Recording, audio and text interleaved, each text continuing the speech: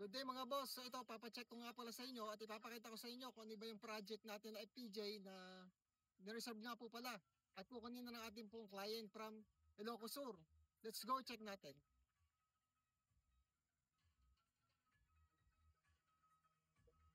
Okay, start tayo dito mga bossing sa interior.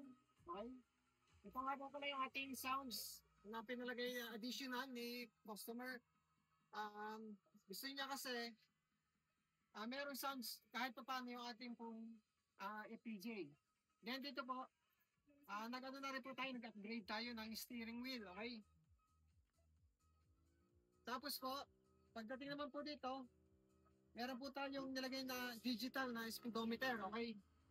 Ito yung digital speedometer natin.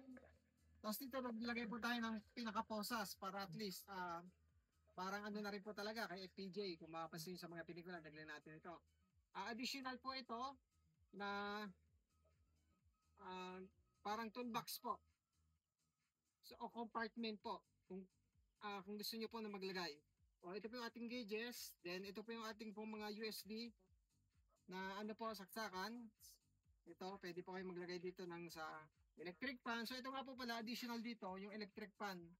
Pero nilagay muna natin doon. Pakita mo nga ito. So, ito yung ating electric fan, pero gumagana po yan. Okay? Dito naman po, naglagay po tayo dito ng bubble shift knob. Okay?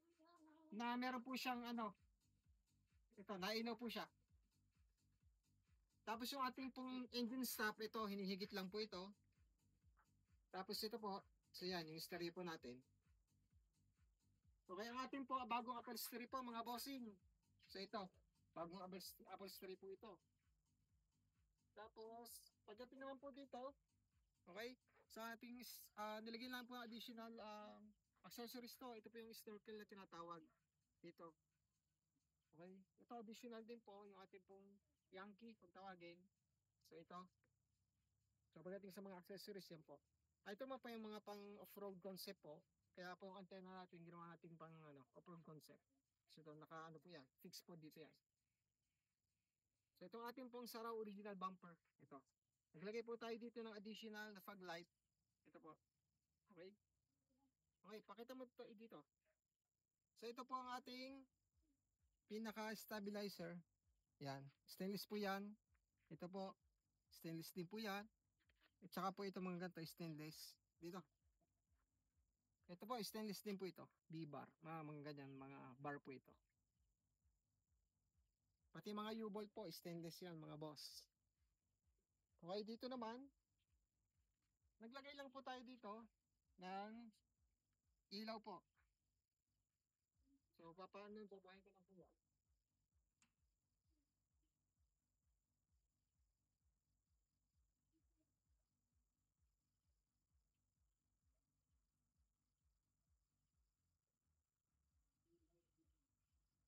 So, ito po, additional ilaw, kumbaga accessories. Pwede naman, may switch naman po ito kung gusto niyo pong batayin. Okay?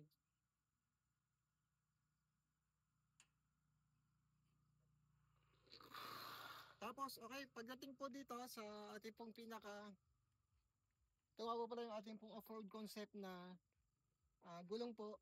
So, dahil yung po siya. Ang size niya po is 27 by 8.50.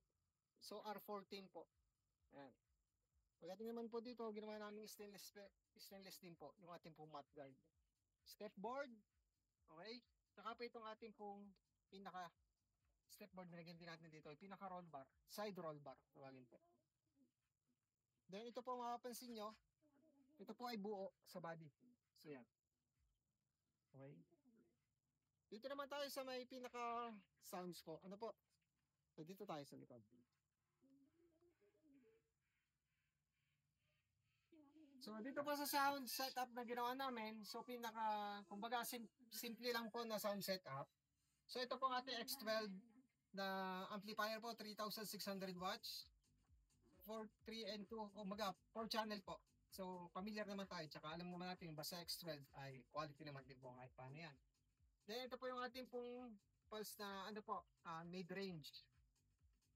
So maganda rin po ito. Then ito po ang ating sub. Ito po yung sub natin. Naka JBL po tayo na sub. Pakita mo dito. Pakita mo yung sub.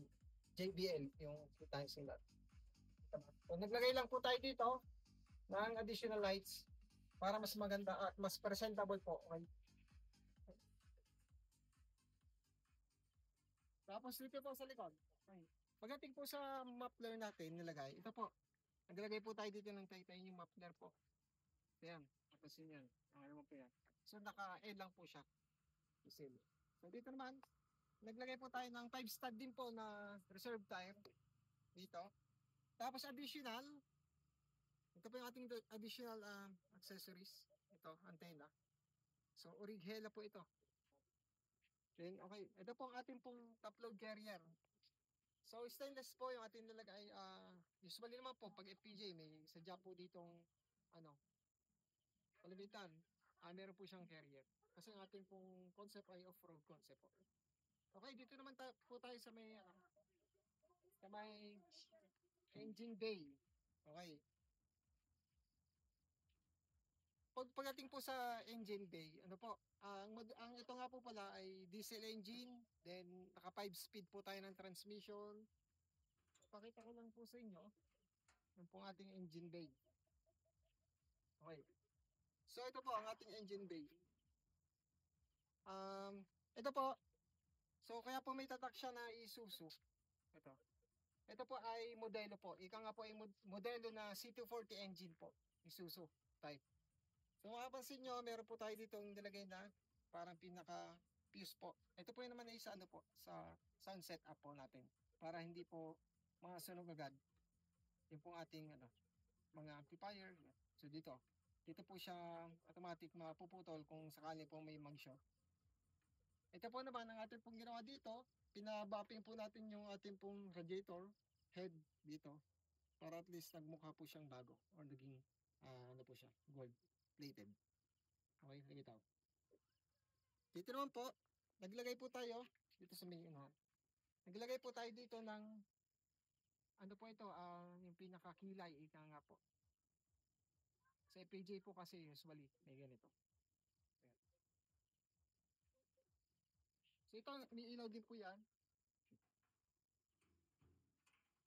Pakita ko lang po sa inyo yung ilaw dito. Pakita mo dito. Dito, may ilaw yan.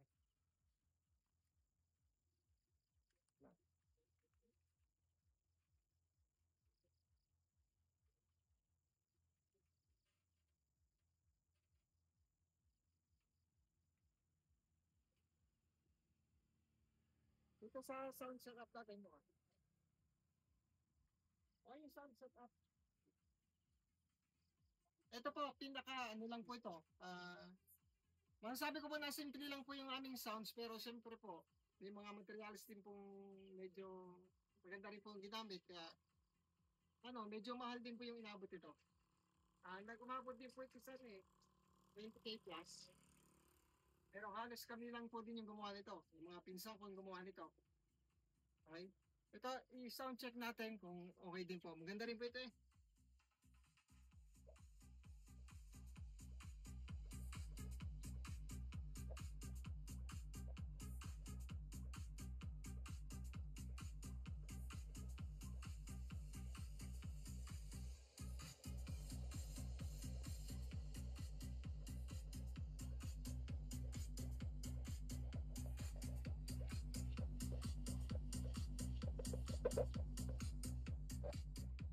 Galing po din lumaro yan mga bossing.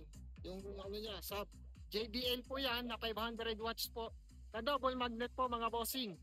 Kaya maganda rin po kahit paano yung kanya sound setup natin. Kumbaga gumagapang din po ang kanyang bass. Okay, i-ano ko lang po sa inyo paikot yung pong ating FPJ.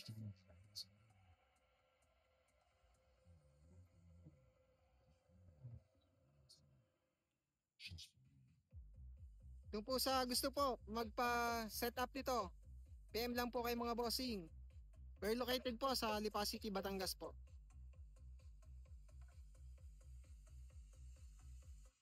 Just wait.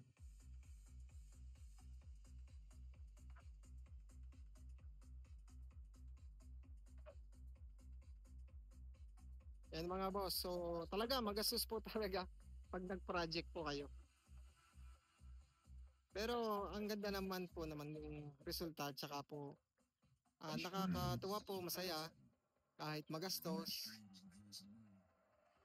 Pero pag na-achieve mo yung gusto mo po, talagang ano po, masarap sa pakiramdam.